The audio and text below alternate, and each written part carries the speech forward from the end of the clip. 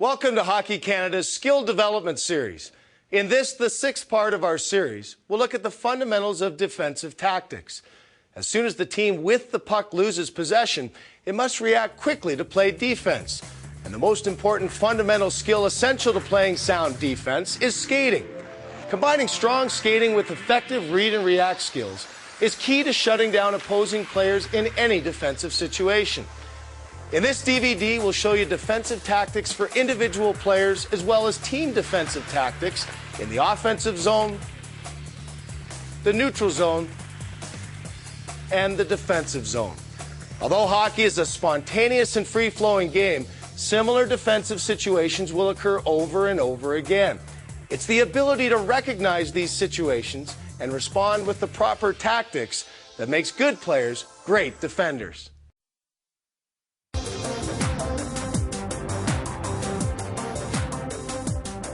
Individual defensive tactics are a combination of skating, balance and agility, and checking skills that can be used to prevent an attacking player from generating a scoring chance. Mastering these fundamental technical skills, combined with reading and reacting, makes for effective defensive play. Nothing can be more frustrating for an offensive player than trying to attack against a defender that has taken away all the offensive options. The individual defensive tactics shown here will give any player a set of tools that, when used effectively, will help nullify almost every offensive threat. Forward skating.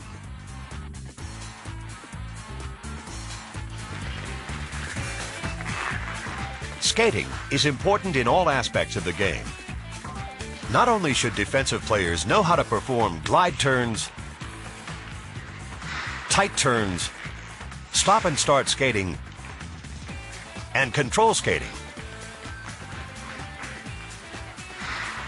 They need to be able to use all of these skating skills at high speed to always be in position to take away offensive opportunities.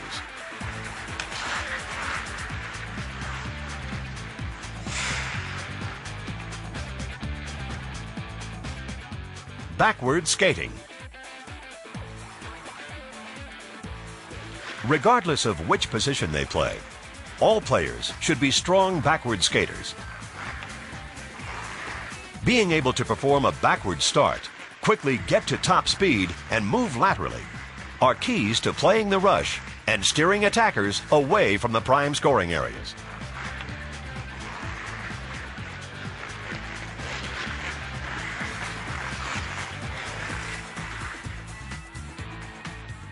Changing directions. Being able to quickly change direction gives a defender the advantage of maintaining close contact with an attacker. Pivoting, transitional skating, and turning are keys to maintaining optimal defensive gap while limiting offensive opportunities.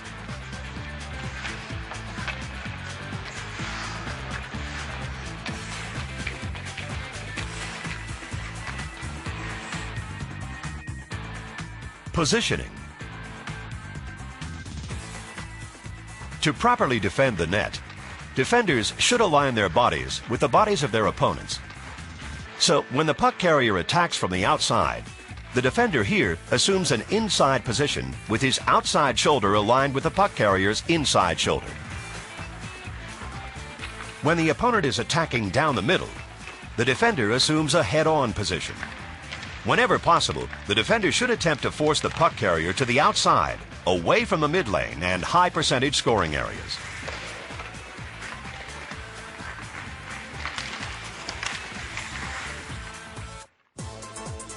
Redirecting the rush. Defenders should learn to read the opposing rush and put themselves in position to steer or direct the rush in a direction they want it to go. In this example, the defender uses inside body and stick positioning to steer the attacker toward the boards and away from the prime scoring area.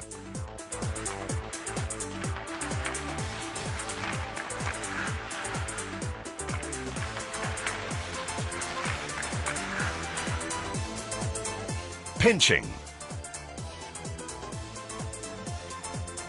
When defenders in the opposing zone think they can either keep the puck in the zone or separate the attacker from the puck, they can perform a pinch by stepping up inside the opposition blue line.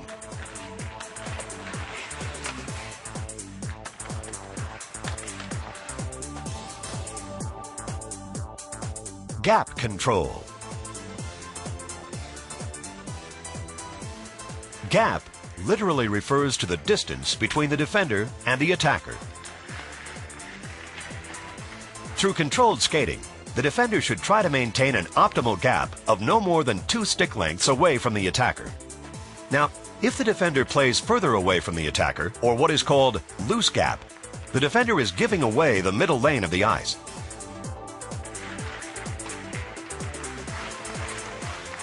On the other hand, if the defender plays too close or tight gap, the attacker can take advantage of the outside lane.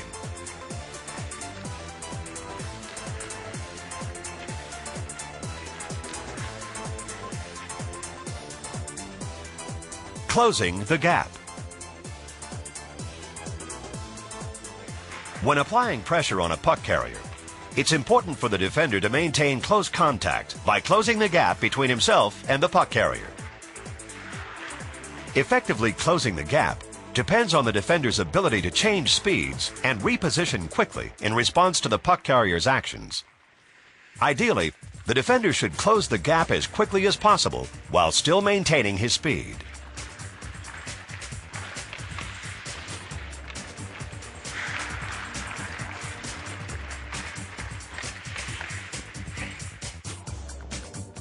Stepping up. When defenders commit to checking an opposing player, they are stepping up. If the defending player sees that the puck carrier has limited offensive options or has poor control of the puck, the defender should step up and make the check.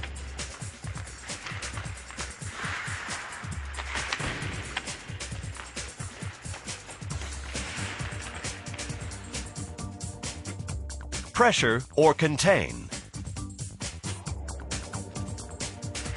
Deciding on whether to pressure the puck carrier or simply contain him depends on that player's body positioning and how well he's controlling the puck.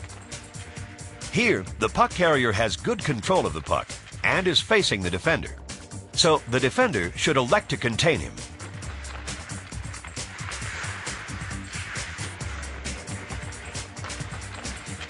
On the other hand, if the puck carrier has his back to the play or loses control of the puck, the defender should pressure the puck carrier to try and take the puck away.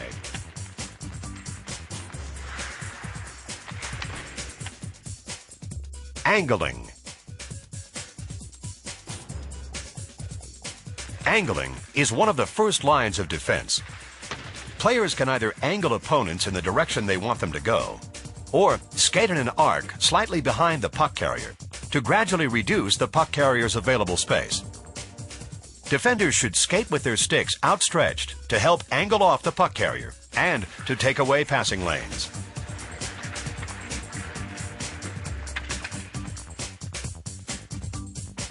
Pinning.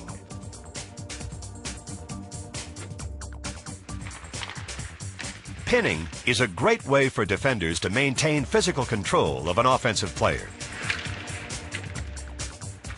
Here, the defender angles the puck carrier toward the boards and pins him.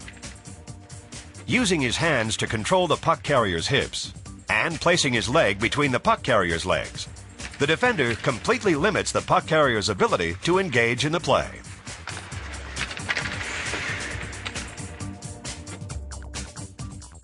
Body checking. Using a body check is the most effective way to literally separate an offensive player from the puck. A well-executed body check can still keep the defender in good position, even if the check itself doesn't result in a turnover.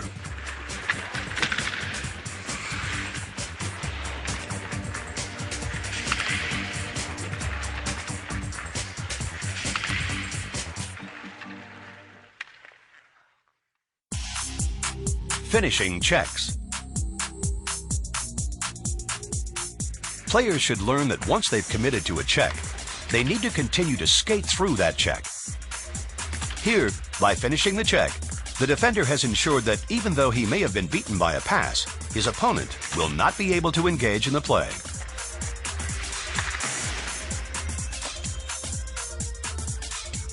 Tracking.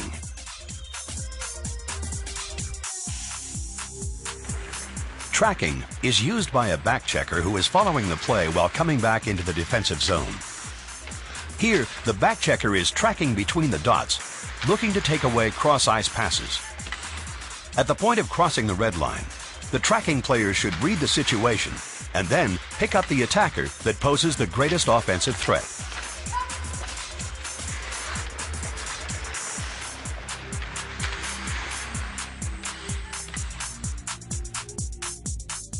Backside pressure. When back checkers skate hard back into their own zone and put pressure on the puck, they are applying backside pressure. Creating this pressure forces the attacking team to move toward the outside of the ice, making it easier for the defenseman to break up the attack.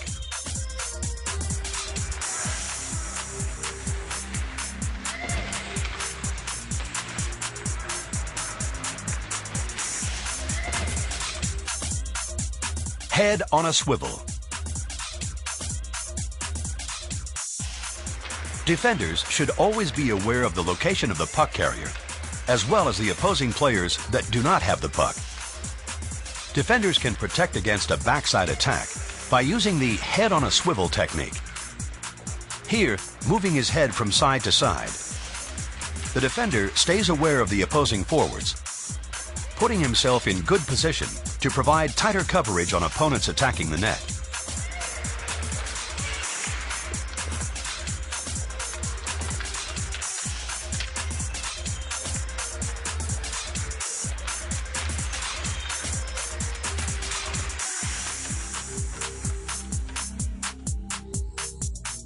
Sagging.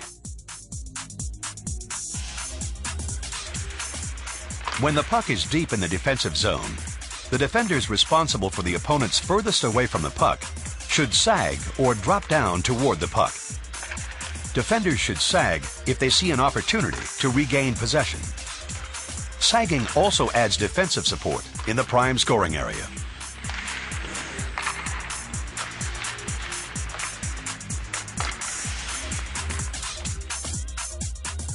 Stick in passing lane. Keeping the stick in the passing lane is a key tactic that defenders can use to take away an attacker's options. As shown here, the defender can either put his stick on the attacker's stick or into the lane where the attacker is trying to pass the puck.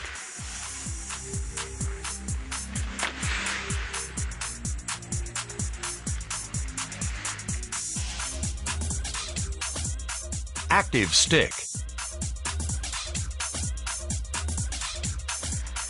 An active stick can be a distraction for the attacker because it keeps the attacker guessing. Basically, moving the stick as shown here can effectively take away some of the attacker's passing options.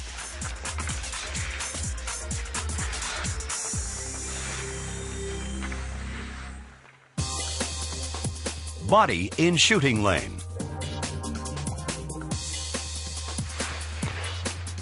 To decrease the opposing team's opportunities to score, defensive players should position themselves in the lane between the net and the shooter. By doing this, the defender forces the attacker to move laterally to find an alternative lane to the net.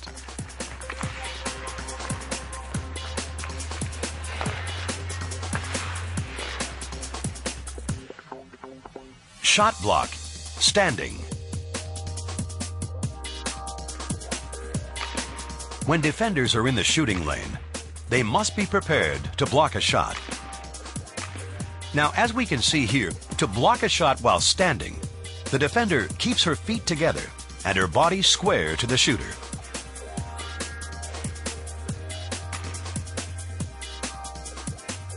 Shot block, sliding.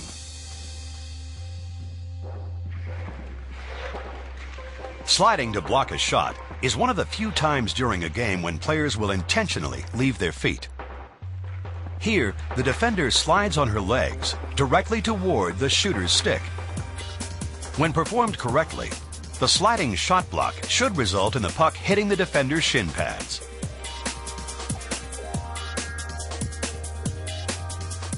Play non-puck carrier.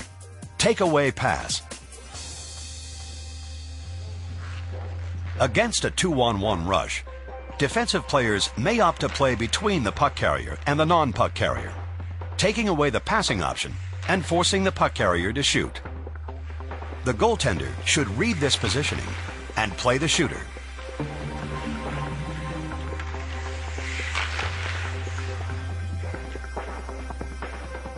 Play puck carrier with pressure. Here is another option when defending against a 2-on-1. The defensive player moves laterally and pressures the puck carrier, forcing him to rush the pass.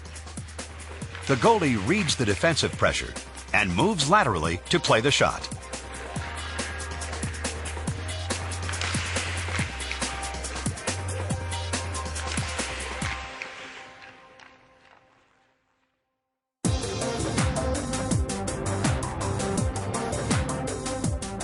Losing control of the puck in the offensive zone as a result of a turnover causes the team that was attacking to suddenly switch to defense.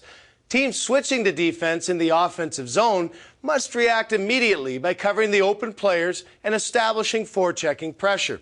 Ultimately, the goal of the defenders should be to create a turnover of their own, to regain possession before the opposition can move out of its own zone. Role of F1.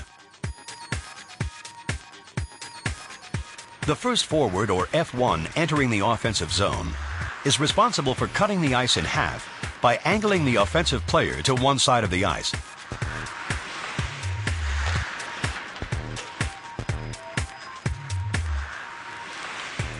If it's possible, the defender should force the attacker out wide on the backhand to limit the attacker's offensive options.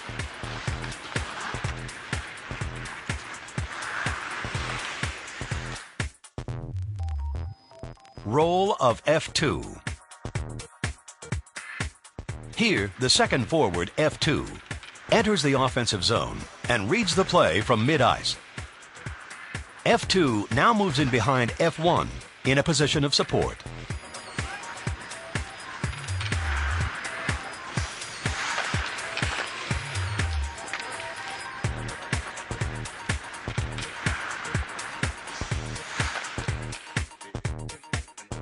Role of F3. The primary role of the third forward entering the zone, or F3, is to stay high between the top of the circle and the blue line. Here, by staying high, F3 is able to maintain positioning between the puck and her own net.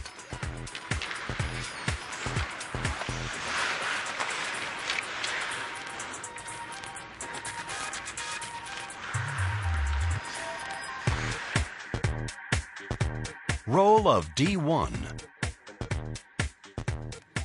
Here, the first defenseman, or D1, moves up ice quickly, maintaining optimal gap with the offensive forwards.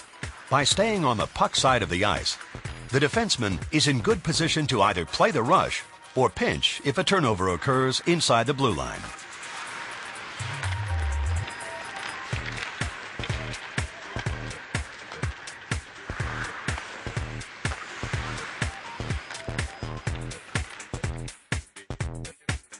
Role of D2. The second defenseman also moves up ice quickly.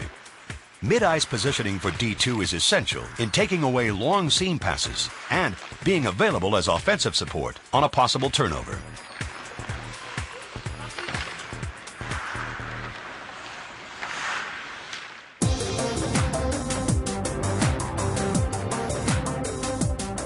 Once the opposing team has gained possession of the puck and is breaking out of its own zone, the defensive team must limit the offense's time and space to negate any advantage in the neutral zone. Using a combination of individual and team tactics in the neutral zone, the defensive team must work together to prevent the offensive team from entering the defensive zone. Role of F1. When forechecking in the neutral zone, F1 should establish inside-out positioning to take away the D-to-D pass. Skating in an inside-out pattern forces the offensive team to play the puck up the wall.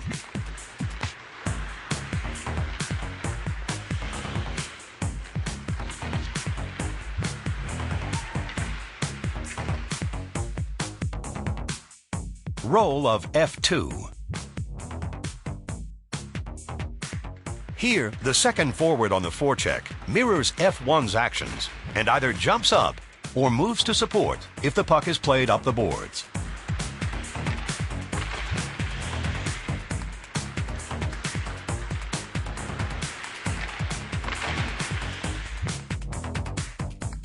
Role of F3. Players assuming the role of F3 in the neutral zone are responsible for staying between the puck and their own net. Now, depending on the system that the defensive team is playing, F3 should be positioned either in the middle lane for support or in the wide lane to take away the outside option.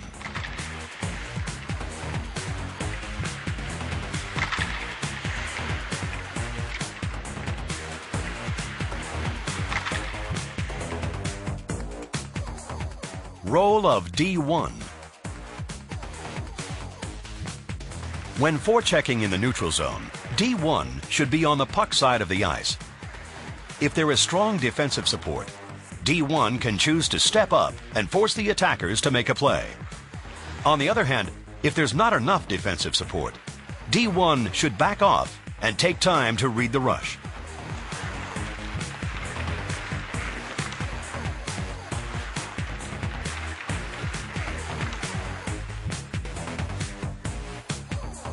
Role of D2. Here, as the offside defenseman, D2's responsibility in the neutral zone is to stay in the middle lane. Not only should D2 be aware of an offensive threat wide, she should also be prepared to step up and make a play in the middle of the ice.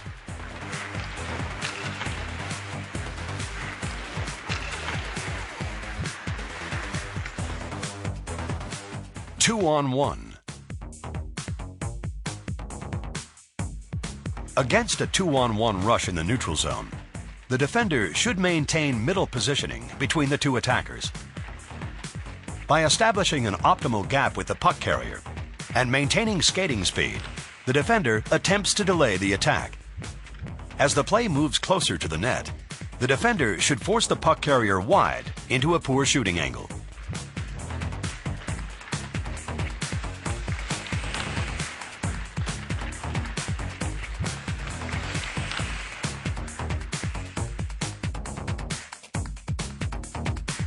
Three-on-one.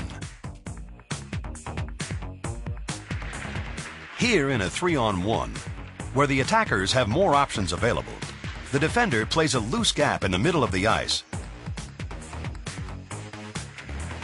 The defender should eliminate the cross-ice pass and allow the goaltender to play the shooter.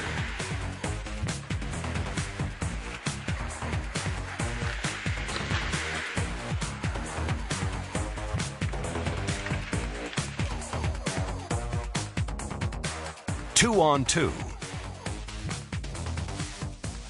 Effectively defending against a two-on-two relies on great communication between D1 and D2. If the attackers cross in front of the defenders high outside the top of the circles, the defender closest to the puck calls for a switch. This communication tells the other defenseman to switch coverage to the attacker moving into his lane.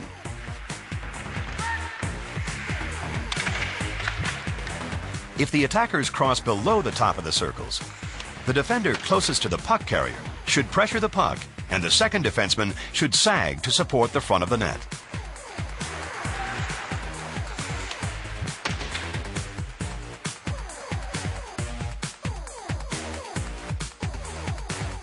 Three-on-two. When defending against a three-on-two attack, the defenseman should hold up the offensive rush to allow the backchecker time to pick up the third attacker. So, maintaining optimal gap and deflecting the attack to the outside are keys to defending against the 3-on-2.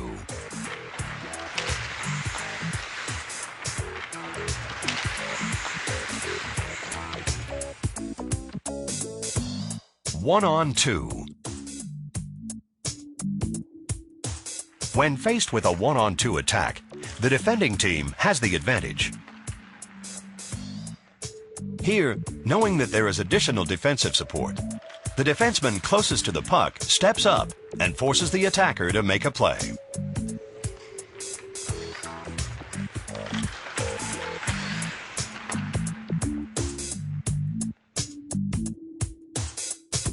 Three-on-three tracking. Against a 3-on-2 rush, a third defender should track back quickly through the middle to create a 3-on-3 situation. This tracking defender communicates with the defenseman and picks up the trailing forward to eliminate him as a passing option.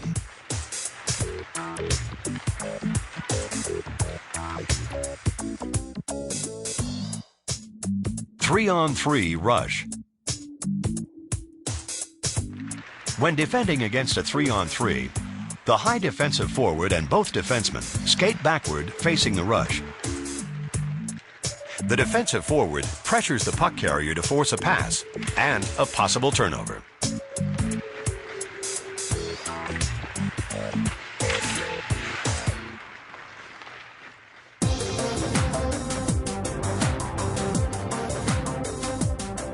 Playing sound defense in the defensive zone begins with proper positioning of the defenders.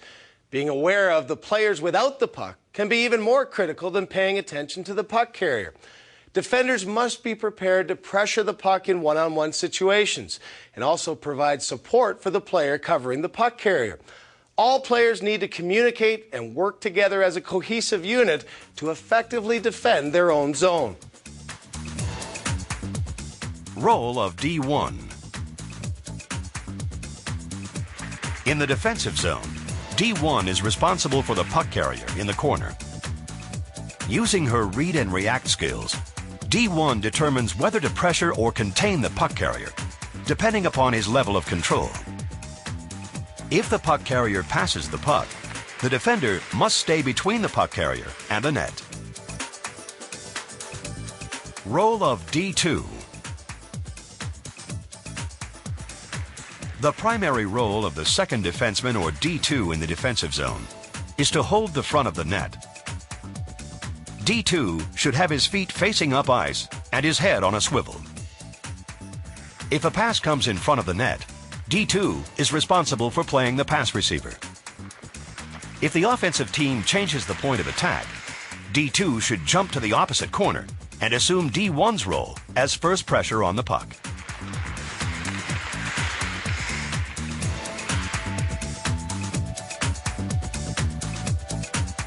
Role of F1.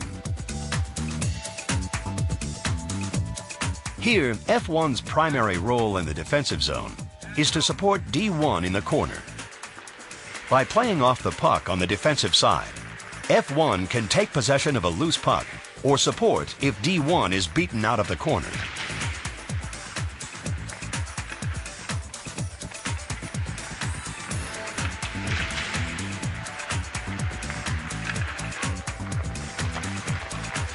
If the puck moves to the opposite corner, F1 tracks the play by crossing in front of the net to support D2.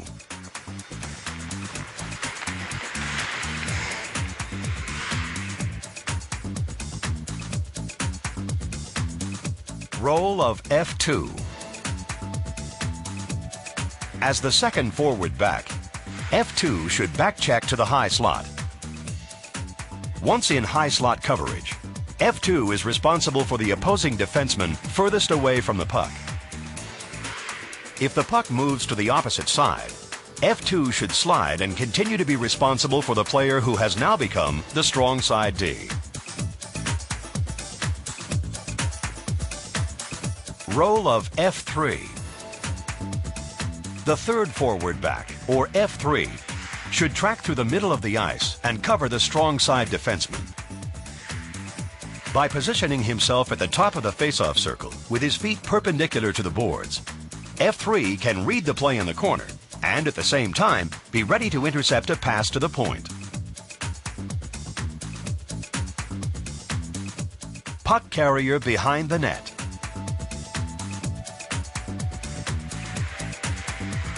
If the puck carrier has good control behind the net, both defensemen should face the puck carrier.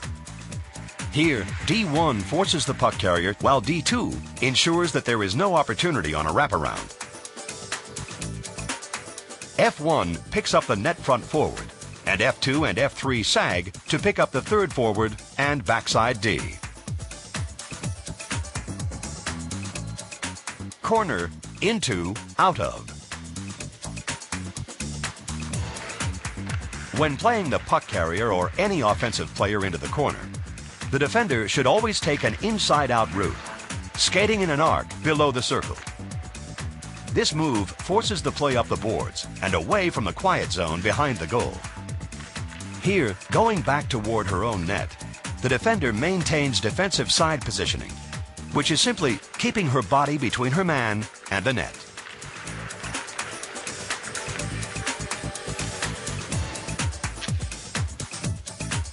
Net front.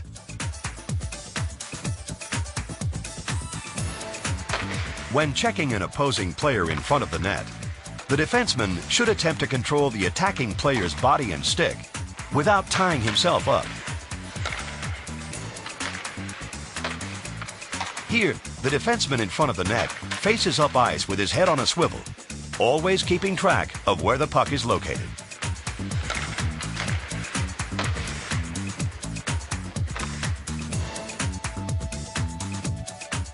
Point.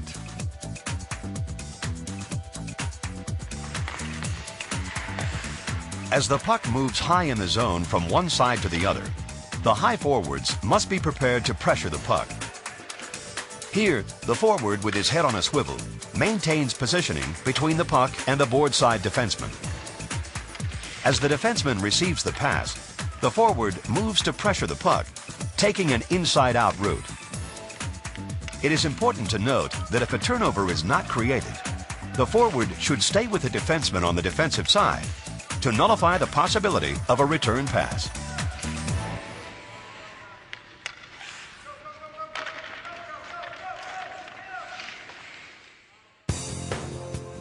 Sideboards.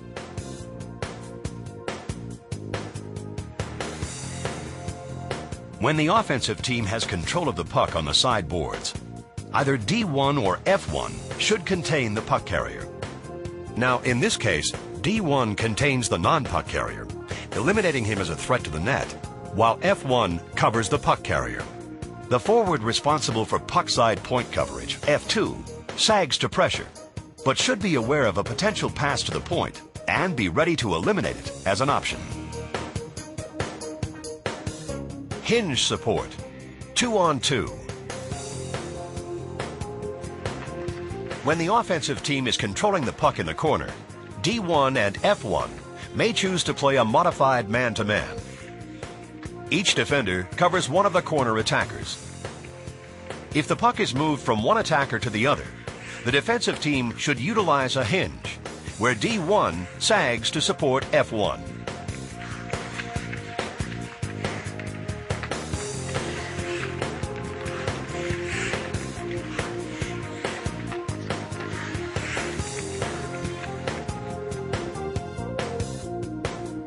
Three-on-three shade.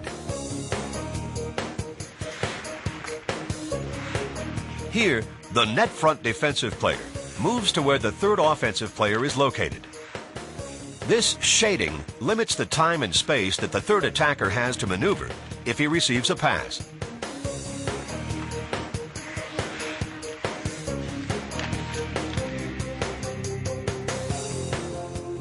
Defending the cycle.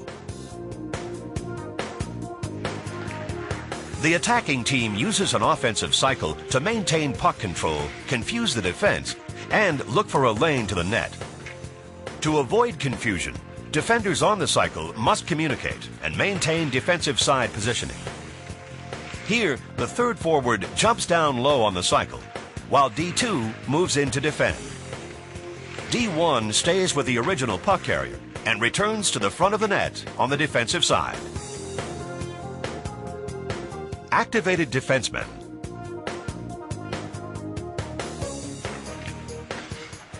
Both high forwards need to be aware of the possibility that an offensive defenseman at the point may activate to join the attack deep in the offensive zone. If the defenseman furthest from the puck moves toward the net looking for a backdoor pass, F2 should prevent the pass by sagging and playing the man to the net.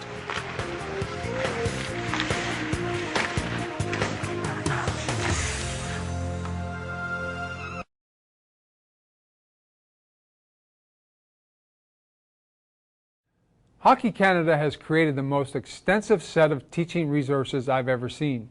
And as a player or coach, you can never know too much about the game. These DVDs will help give coaches, players, and parents an up-close look at the fundamental skills, tactics, and strategies of hockey. We all want to be the best we can be. And this set of DVDs from Hockey Canada will go a long way to helping everyone reach that goal.